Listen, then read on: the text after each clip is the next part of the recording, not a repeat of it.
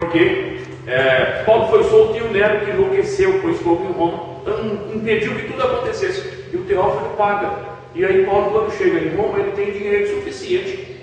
Tá? Porque, de acordo com o que a gente estudou, ele adiantou uma parte, Paulo concordou, e aí Lucas vai registrando tudo que acontece.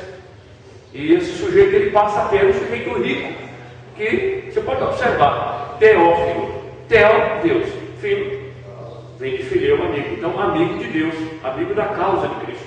Um sujeito de bom coração, resolveu investir. E a ideia de fazer livro e vender, ela não é nossa. Entende? Isso já foi feito assim. Então, ficou certamente com o manuscrito do livro de Atos para ele. E certamente ficou registrado. Lucas e Paulo, tudo escreveu, ficou com uma cópia para nós termos hoje. Senão não teríamos o livro de Atos, não saberíamos o que aconteceu desde o Pentecostes.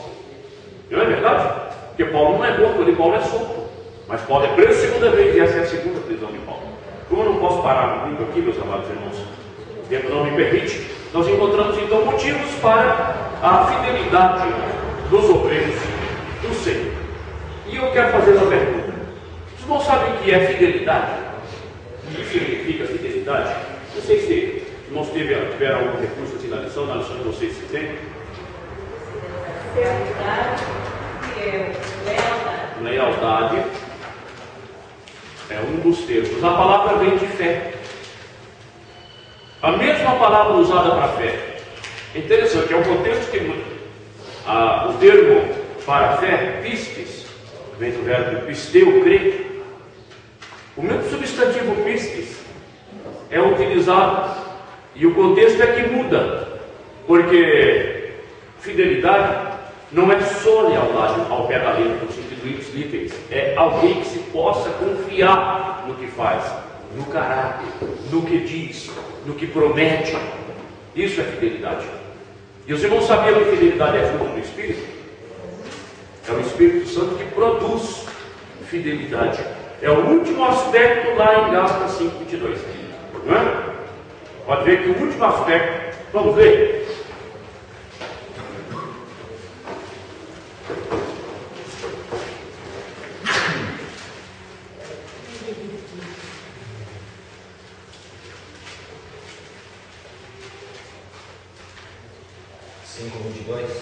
Sim. Pode ler? Pode ler. Mas o fruto do Espírito é amor, alegria, paz, longanimidade, benignidade, bondade, fidelidade. Fidelidade. Percebe? Aqui na nossa versão está fé. Na versão do irmão, que o contexto é, não diria que é melhor, mas ela exprime com mais precisão o que o grego diz, que a língua original diz. Tem algumas coisas que não nos aconselham dessa versão como versão oficial. A Assembleia de Deus optou por essa, e eu, por causa da convenção e por causa dos princípios de lealdade à convenção, a própria Assembleia de Deus e ao ministério, eu não sou como os irmãos, assim, por exemplo, que podem, eu tenho todas, mas eu não uso oficialmente, só por uma questão: se a igreja que eu sou membro dela, se o ministério que eu estou nas fileiras, se a convenção que eu estou afiliado escolheu essa versão, então eu uso essa versão. Agora, eu tenho 70 versões, quer dizer, eu conheço e uso a que eu quiser. Oficialmente uso só essa. E essa tradução fé é o pé da letra. Aquela tradução fidelidade é um sentido de contexto, e nesse aspecto de contexto é fruto do Espírito. Isso envolve convicção, sabe? Confiar naquilo que a pessoa diz que tem convicção. Vamos agora bem rápido, porque as horas são grandes, senão a gente fica preso em aspectos que fica difícil da gente analisar. Introdução. A preocupação de Paulo com a unidade e a comunhão da igreja filipense era tão intensa que ele desejava estar presente naquela comunidade. Todavia, o apóstolo encontrava-se preso, impedido de rever aqueles pelos quais estava disposto a sacrificar-se. Filipenses 2:17. Paulo envia 2 obreiros fiéis, Timóteo e Epafrodito, para cuidar daquela igreja até a sua chegada. E é esse texto de 19 a 30, que eu acho que deveria constar o 30 aqui, porque ele complementa é que Paulo dedica a sua possível chegada. Não sabemos se Paulo chegou a Filipenses, sabemos que ele foi solto e que depois foi preso de novo, deve ter ficado uns 2, 3 anos no máximo solto, mas depois ele foi entregue por Alexandre o Latoeiro. Já mostrei isso aos irmãos. Feito, vai lá e entrega a Nero de novo, e o Nero manda decapitar Paulo. A lição ela tem 3 tópicos ou 3 subtítulos: a preocupação de Paulo com a igreja, o envio de Timóteo a Filipos e o terceiro subtítulo, que é Brafodito, um obreiro dedicado. Vou tentar chegar até esse terceiro subtítulo. Como eu disse aos irmãos, que há 4 tipos de pastores na igreja, eu vou só anotar para os irmãos, não tento como voltar aqui, para os irmãos terem aí por escrito na escola dominical. É lugar mais apropriado, tá? Então deixa eu colocar aqui.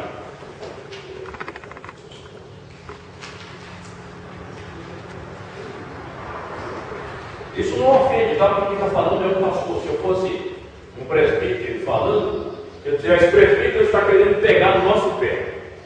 É ou não é? Se fosse um evangelista, mas como sou ordenado pastor, dia 1º agora, isso fez 25 anos. Fiz boda de prata de pastorado. É bem tempo, né? É um quarto de século. Mas eu tenho mais 7 anos e 6 meses de presbitério antes disso. O que está chegando aí quase 33 anos que eu venho militando no ministério, ajudando outros, ajudando a Igreja de Cristo e tentando cumprir a minha missão de pastor. Então vamos colocar o primeiro, o bom pastor. Esse vocês não sabem quem é, né? Vou colocar coisa maiúscula para o bom pastor. Os outros eu vou colocar coisa minúscula, tá? Vamos colocar o texto, porque assim os irmãos têm, tá?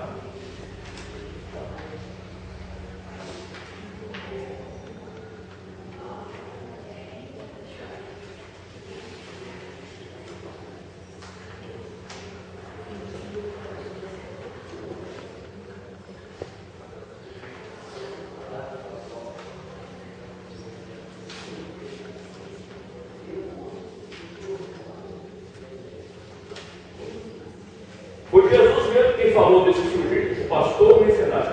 Só vou colocar o capítulo, tá? Porque eu já repeti João, mas não vou repetir mais, tá? Vou colocar só o capítulo e o versículo.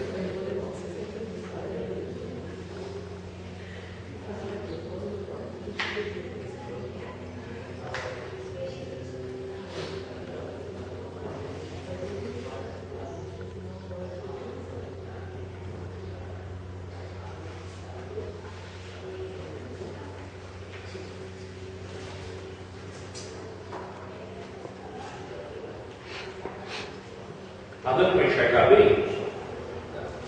Isso aqui é a voz, tá? A M é a voz.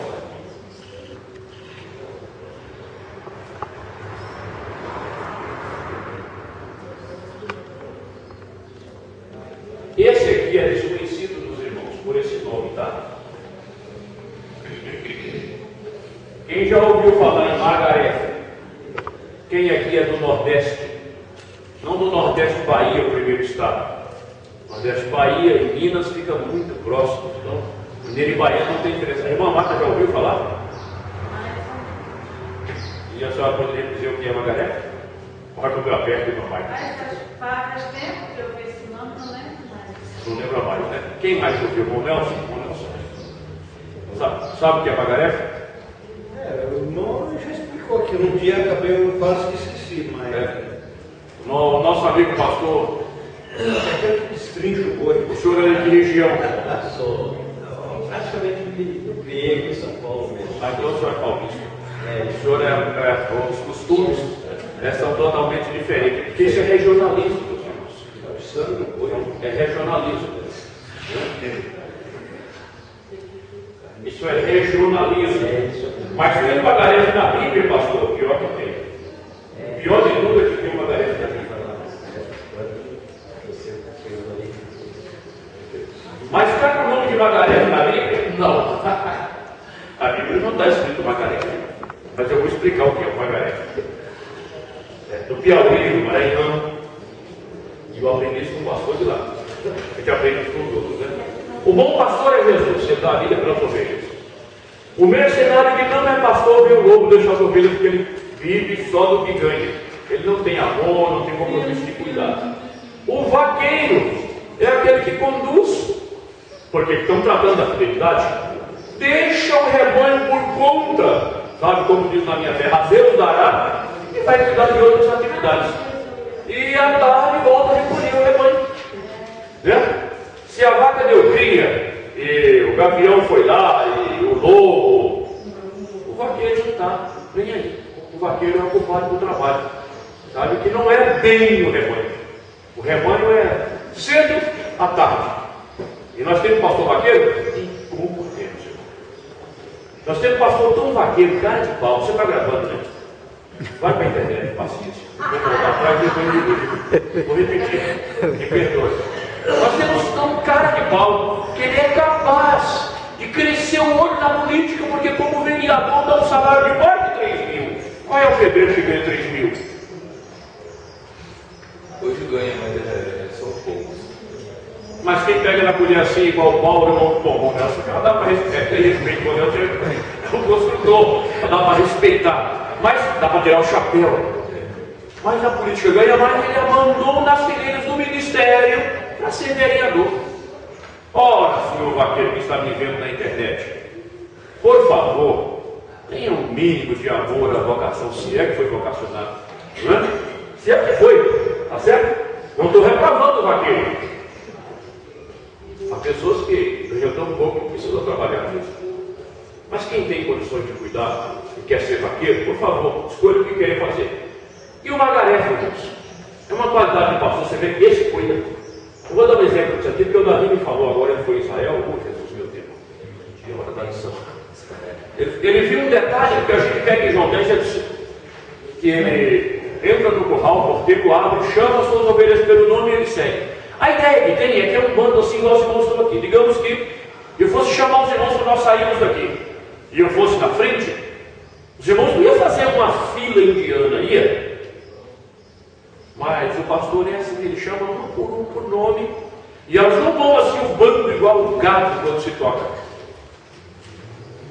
Formam uma fila, o pastor na frente, Davi falou que no ônibus, eram nas dunas de areia, e ele viu, mostrou para o irmão, mas o ônibus fez isso, desceu, e vão da estrada, no declive da estrada, e o irmão não pôde ver, foi o único que viu, porque o pastor não chegou a contar, mas calculou 50 ovelhas, o pastor na frente e as ovelhas atrás, uma atrás da outra, andando. Coisa bonita, né? Coisa bonita isso aí, né? Eu não tinha essa ideia, eu tinha a ideia do grupo todo, sabe?